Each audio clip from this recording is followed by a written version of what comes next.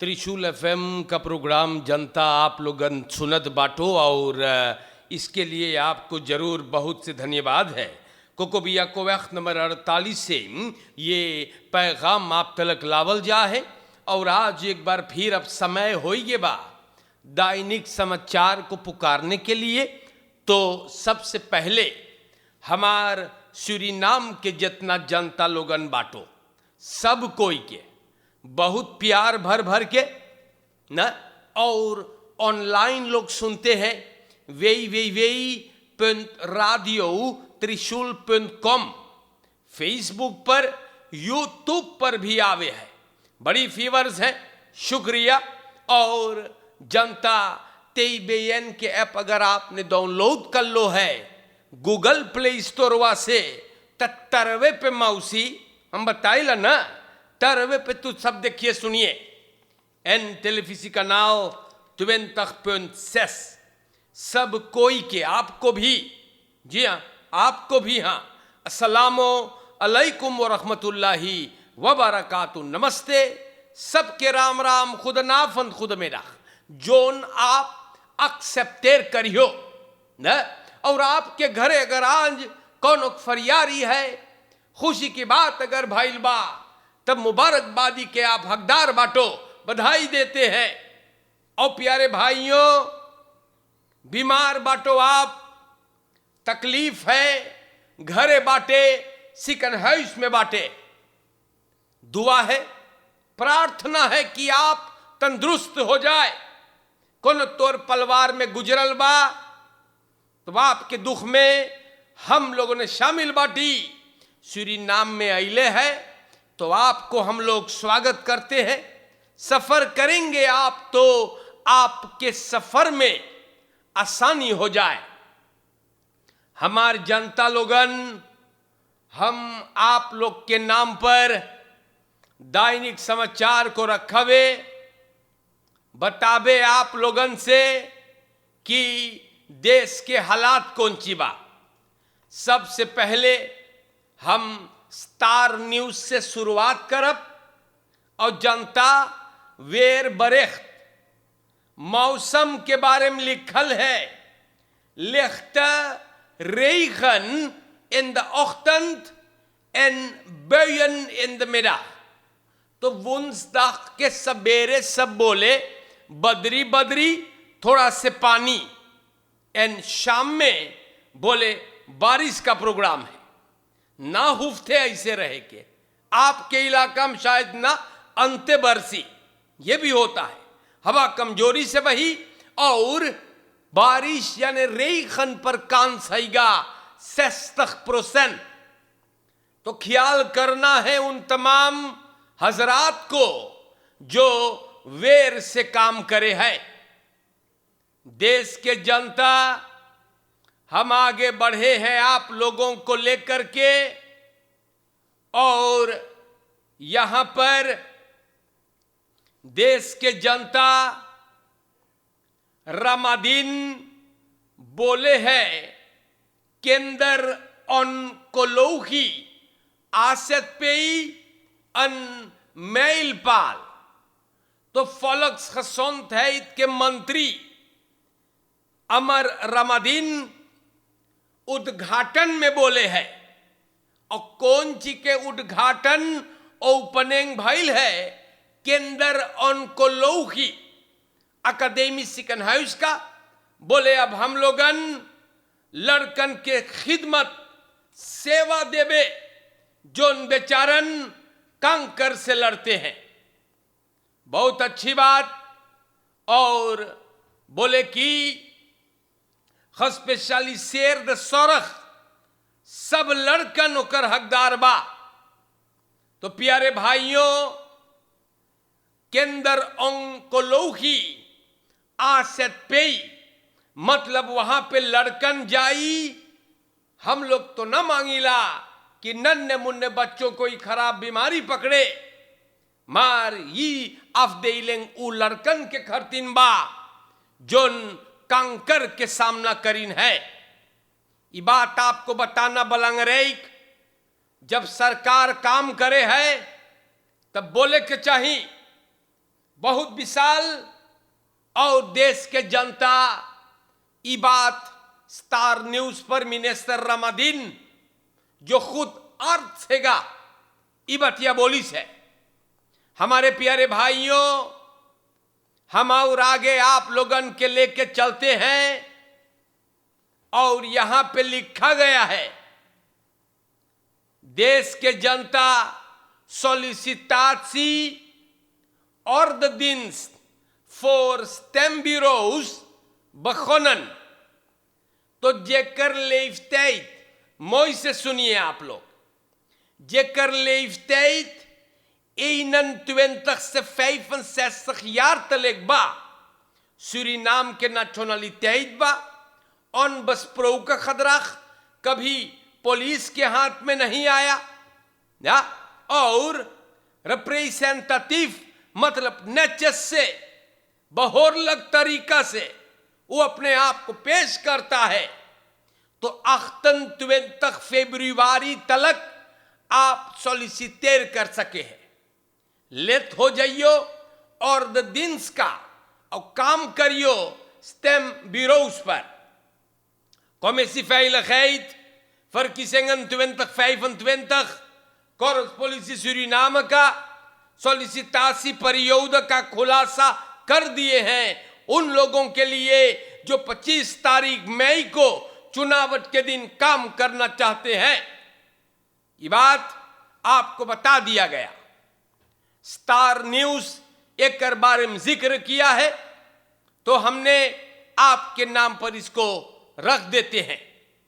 Frau जनता, Frau दौदलक आन खरीदन दुर्ब्रम फित्सर, हम आप लोगों से कई दफे बोलीला, ये रोज आई करके बोलीला कि फरकेर में आप लोग voorzichtig से मदद Seoni gebeuren, u blijft zich nonchalant opstellen in het verkeer, आप लापरवाही से फरकेर में पेश आओ है। इसका सबूत हर रोज अखबार में पेश होता है। एमआ कल मंगर के रात के गुजर के बा एगोवान रेडिंग से। प्यारे भाइयों, इंदिरा गांधी वैख और लिफोर्नो वैख के क्रॉसिंग पर ही दुर्घटना हुआ। दुईगो फ्रिंदेन खड़े होकर एक दूसरे से बात कर रहे थे और एक ब्रोमफिट्स ना चला के आ रहा था रेविल पाथ पर, और जनता हम आप लोग से बताइला एगो में से दोनों औरतियन अपने आप को बचा ले जपू देखिस कि ब्रोमफिट्स आ रहा है, लेकिन ई ब्रोम के से टकरान हैगा। सिपाही अंदर सुख करे है कि कैसे ही बात है, बड़ी दुख की बात है। अरे आप लोगन काहे डाम कंती खड़ा हो बतियाव है, ये लिखल त्वेई फ्रिंदेनन स्तोंदन में काल्त प्रात, और एगो के देखो जिंदगी ही खत्म हो गई। Het gelukt een van de twee vrouwen om zich in veiligheid te brengen toen ze de bromfiets zagen aankomen। MA को लग गए, मतलब दूसरी को लग गए और मफराव गुजर गए बा।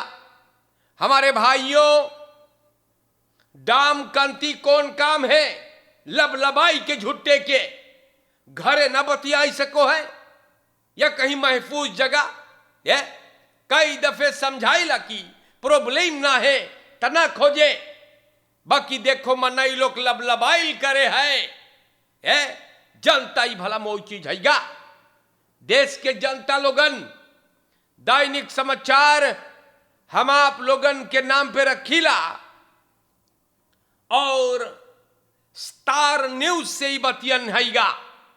अंदर सुख, गौर से सुने, अंदर सुख मोर्ट इंस्पेक्टर गुडिंग फॉर द derde keer opgestart। देश के जनता, कल हम आप लोग से बताइली बात, पोलिसी ब्यूरो निवाहाफन एक नाम बदलाई गएगा। अब नाम है इंस्पेक्टर हेरमन ए Gooding bureau.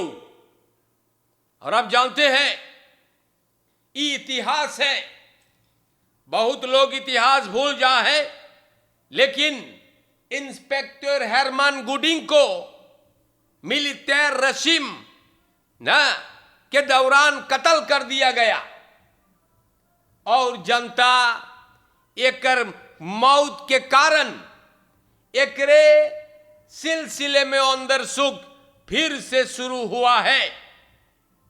President Chandrika Prasad Santokhi बोली है कि कोई के कत्ल बेकार नहीं जाई, अंदर सुख प्रेसिडेंट शुरू करवाई सेगा। देश के जनता ये सब बातें आप लोगन के नाम पर हम बयान करीला ताकि आप लोग जाने कि देश में का होएगा। कोई न सोचियो कि बची गलत काम अगर कल्ले बाटे तो के पड़ीगा भरे के। ई बात ना भूलियो, बुरे काम का करनी जो है उसका फल आपको भी भुगतने को पड़ेगा।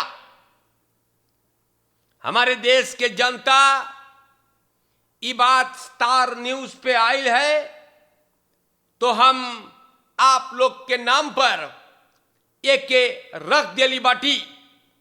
इंस्पेक्टर हेरमन गुडिंग निकेरी में पैदा हुआ, 20 बरस के उम्र से सिपाही हो गया था, काम किया ब्यूरो निवाहाफन पर और सैफ नफेर तखियार के रहा। नई खंतक में काम पे के सब माडारीन है और उजाने कौन ची अंदर सुख करत रहा। मोइवाना अफस्लाख्तिंग यानी मोइवाना में जोन मनाई लोग के कत्ल भइल है और द्रुख्स मिलल रहा मुंगो में। देश के जनता होशियार हो जाइयो ना, बताइला हम समय का जो पहिया है वो चलता है और चक्र जो है वो चलता रहेगा। प्यारे भाइयों, कितनों के पेट झरत होई जी हां, कितने के पेट झरत होई हर हर हर हर, लेकिन वक्त के साथ सब कोई अंजाम तलक पहुंचेगा। हमारे सूरीनाम के जनता लोगन देखो यहां पर तमाशा। ए bike bestuurster gewond na aanrijding met auto Paramaribo Noord। तो हम रोज आप लोगों से बोलीला ई चीज वाला दे में बारू में तेगी उनु बोलीला कि फरकेर में ख्याल करे या तो maar er wordt niet, er wordt geen gehoor gegeven en wie niet horen wil die gaat dan moeten voelen। तो ए बाइक चलाने वाली एक औरत देखो डाम पे गिरल है, रेम्ब्रांड और विंसेंट van Gogh straat। कल ये बाइक bestuurster चोटान और ये औरत फोररंग न फलेन करेगो ऑटो के और जा करके भिड़ा दिया है, कसूर इनकर है। तो आप लोग जब फरकेर में भी सब खतराख दिखाइयो तो प्रॉब्लम या तो सूरीनाम के जनता अंदर सुख से भी सामने आयल कि गाड़ी चलाने वाले के पास ख्याल रख रही बवैस न रहा, तो यह भी गलत है या यह भी गलत।